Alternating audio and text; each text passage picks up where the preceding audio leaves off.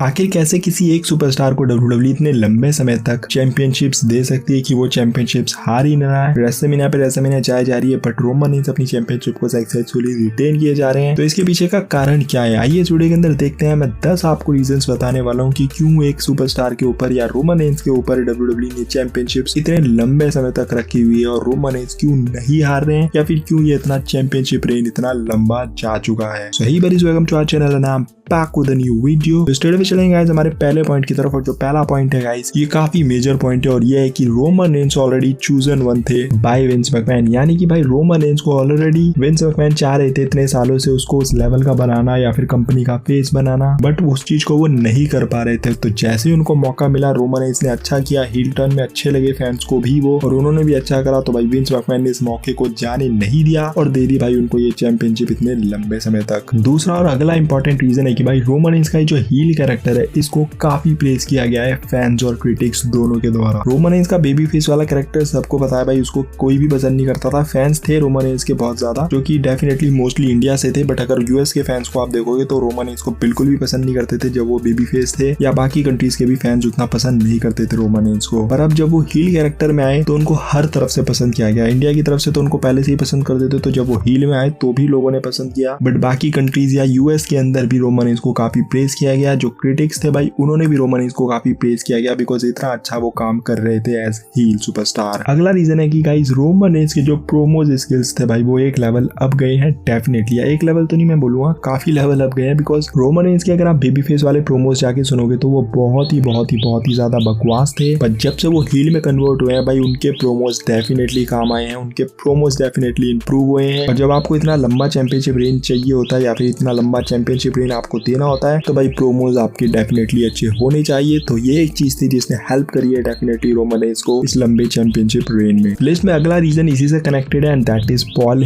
हेमन। Paul Heyman का Roman Reigns के साथ अलाई करना, इनके साथ पेयर करना ये काफी बेनिफिशियल रहा रोमन रेंस के लिए, क्योंकि एक तो रोमन रेंस के पूरे कैरेक्टर, ये जो पूरा हील कैरेक्टर है इसको एक अलग ही पर्सोना देता है भाई पॉल हेमन का कैरेक्टर। पॉल हेमन को इनके साथ ऐड कर देते हैं तो डेफिनेटली एक स्पाइस ऐड कर देता है इनके पूरे कैरेक्टर के अंदर। और पॉल हेमन क्योंकि माइक पे बहुत ही ब्रिलियंट है तो कई बार वो रोमन रेंस के लिए प्रोमोज भी डिलीवर कर देते हैं शोज के अंदर आके। और आपने कई बार देखा होगा जब रोमन रेंस को नहीं बोलना होता है या रोमन रेंस नहीं बोल रहे होते हैं तो भाई रोमन रेंस चुपचाप खड़े रहते हैं, पॉल हेमन आते हैं, पॉल हेमन अपना प्रोमो डिलीवर करते हैं या रोमन रेंस के बारे में जो भी है वो बोल देते हैं। उससे क्या होता है कि कुछ आपके वीक्स इस तरीके से निकल जाते हैं। मतलब कई बार जब रोमन रेंस से बुलवाना होता है तो रोमन रेंस से बुलवा देती है WWE, बट अगर रोमन रेंस से नहीं बुलवाना है तो फिर उस केस में WWE पॉल हेमन से भी भाई बुलवा देती है, जिसकी वजह से कुछ आपको सेगमेंट्स मिल जाते हैं और ये डेफिनेटली इस पूरे लंबे चैंपियनशिप रेन में काम आया है। अगला रीजन है गाइस कि रोमन रेंस का ब्लड लाइन फैक्शन मिलना है, यानी कि रोमन रेंस को जो ब्लड लाइन की फैक्शन मिली है इसने डेफिनेटली रोमन रेंस को हेल्प करी है इस पूरे लंबे चैंपियनशिप रेन में। ना सिर्फ रोमन रेंस की इस ब्लड लाइन फैक्शन ने रोमन रेंस को मैचेस जिताने में हेल्प करी है, बल्कि स्टोरी लाइन के अंदर भी ये ब्लड लाइन वाली जो फैक्शन है वो काफी यूज आई है। यानी कि अब जिस तरीके से आप देख रहे होंगे कि Roman Reigns tag team championship में इन्वॉल्व हो पाए वो इसलिए हो पाए बिकॉज उनके पास सोलो सिकोआ जैसा पार्टनर था। तो ये फैक्शन ने कहीं ना कहीं रोमन रेंस को हेल्प करी है। तो अब WWE के पास जरूरी नहीं है कि WWE को रोमन रेंस को सिंगल्स कंपटीशन में रखना है। WWE ने यहाँ पर क्या किया कि WWE ने क्योंकि टाइम निकालना था उनको रोमन रेंस को किसी सुपरस्टार के अगेंस्ट कम्पीट नहीं कराना था अनडिस्प्यूटेड चैंपियनशिप के लिए, तो यहाँ पर WWE ने उनको टैग टीम डिवीजन में डाल दिया। इससे आप 1-2 महीने या फिर आप ये कह सकते हो कि इससे आप 1-2 पेपर व्यूज आराम से निकाल सकते हो। पर अगर ब्लड लाइन ना होती रोमन रेंस के पास तो फिर भाई ये काम वो नहीं कर पाते। अगला रीजन है कि ये जो ब्लड लाइन है, ये जो फैक्शन है रोमन रेंस की, ये उनके खुद के कजन्स है। तो क्योंकि उनके ये खुद के कजन्स है तो एक अलग ही स्टोरी लाइन इसके अंदर मिल जाती है। काफी बार आपने देखा होगा कि रोमन रेंस की इस पूरी ब्लड लाइन फैक्शन के अंदर या पूरे कजन्स जो है ये आपस में कई बार इनके बीच में भी स्टोरी लाइन चल जाती है। जैसे कि फिलहाल आप देख सकते हो कि टेंशन चल रही है भाई, ऊसोस को नहीं पसंद कर रहे हैं रोमन रेंस क्योंकि ऊसोस अपनी चैंपियनशिप हार रहे हैं, लगातार वो हार रहे हैं, तो इस वजह से रोमन रेंस उनको नहीं पसंद कर रहे हैं। बीच में आप कई बार देखते होंगे कि जे ऊसो पूरी ब्लड लाइन के अगेंस्ट है। कई बार आप देख रहे हो जब जिमी ऊसो नए आए थे इस ब्लड लाइन फैक्शन के अंदर उस वक्त सिर्फ जे ऊसो रोमन रेंस के साथ थे। तो जब जिमी ऊसो आए थे तो जिमी ऊसो पहले रोमन रेंस के साथ नहीं मतलब कनेक्ट कर पा रहे थे या फिर नहीं वो इस फैक्शन के अंदर जुड़ना चाह रहे थे। वो चाह रहे थे कि जे ऊसो अलग से जाए और वो दोनों अपना वही टैग टीम वाला काम करें जो वो पहले करते आ रहे हैं, बट फाइनली वो ज्वाइन कर जाते हैं रोमन रेंस को। तो इस तरीके की चीजें भी क्या करती है कि आपको अलग अलग स्टोरी लाइन दे देती है। WWE जो राइटर्स है उनके पास आपके लिए काफी कुछ होता है लिखने के लिए, क्योंकि अगर ये नॉर्मल फैक्शन होती कोई तो शायद इतनी सारी स्टोरी लाइन्स नहीं मिल पाती WWE को, बट क्योंकि आपस में भी कजन है रियल लाइफ तो इसलिए WWE के बीच में भी काफी स्टोरी लाइन्स दिखा देती है। तो ये जो स्टोरी लाइन्स बीच बीच में आ जाती है ना, ये काफी हफ्ते या कुछ महीने आपके निकाल देती है, जिससे कि जो बर्डन है वो उस चैंपियनशिप को डिफेंड करने पे नहीं रहता है WWE के पास, और रोमन रेंस की चैंपियनशिप को पीछे रख दिया जाता है और ये वाली जो स्टोरी लाइन है इसको फ्रंट में या फोकस में रख दिया जाता है। और कहने के लिए रोमन रेंस इन्वॉल्व भी हो जाते हैं शोज पर, और दूसरी तरफ चैंपियनशिप भी इन्वॉल्व करनी नहीं पड़ती है। अगला और इम्पोर्टेंट रीजन है कि भाई जो love and attention Roman Reigns को मिली है WWE यूनिवर्स की तरफ से, इसने डेफिनेटली हेल्प करी है। अब या तो ऐसे फैंस है यूनिवर्स है WWE का जो कि भाई रोमन रेंस को बहुत ज्यादा पसंद कर रहा है, या फिर ऐसे वाले हैं भाई जो कि काफी ज्यादा हेट भी कर रहे हैं, मतलब हेट अब करना स्टार्ट कर चुके हैं क्योंकि ये चैंपियनशिप रेन काफी लंबा आ चुका है। तो काफी लोग ये मान रहे हैं यार ये बहुत लंबा हो चुका है, बहुत बोरिंग हो चुका है, तो इसकी वजह से भी रोमन रेंस को काफी अटेंशन मिल रही है। और WWE को क्या चाहिए भाई इन दी एंड, WWE को चाहिए अटेंशन। फैंस जो है वो रिएक्ट करें, फैंस जो है वो ट्विटर पे जाके ट्वीट करें, फैंस सोशल मीडिया पे जाके पोस्ट वगैरह शेयर वगैरह स्टोरी वगैरह जो भी कर सकते हैं वो करें, ताकि भाई WWE का नाम जो है वो चलता रहे। WWE के बारे में अगर कोई बात कर रहा है वो नेगेटिव हो पॉजिटिव हो, WWE को मतलब फर्क नहीं पड़ता है, WWE का भाई नाम चल रहा है वही उनके लिए काफी और वही वो चाहते हैं इन दी एंड। तो रोमन रेंस को ये जो अटेंशन मिल रही है चाहे वो पॉजिटिव हो चाहे वो नेगेटिव हो, ये डेफिनेटली उनके चैंपियनशिप रेन में काम